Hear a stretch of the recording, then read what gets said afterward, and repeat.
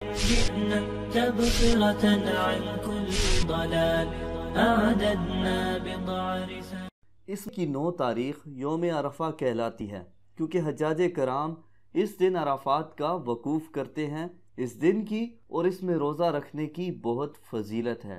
نبی کریم صلی اللہ علیہ وآلہ وسلم نے ارشاد فرمایا، میں امید رکھتا ہوں کہ یوم عرفہ کے روزہ سے سال آئندہ اور سال گزشتہ 2 سال کے گناہ اللہ تعالی معاف کرتا ہے، اور یوم عاشورہ کے روزہ سے صرف 1 سال گزشتہ کے گناہ معاف ہوتے ہیں۔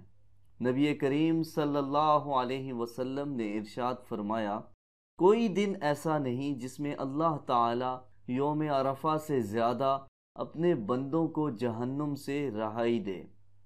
اللہ تعالیٰ ان کے قریب ہو جاتا ہے اور پھر فخر کے طور پر فرشتوں سے پوچھتا ہے کہ ان لوگوں کو میری رحمت و مغفرت کے سوا کیا چاہیے۔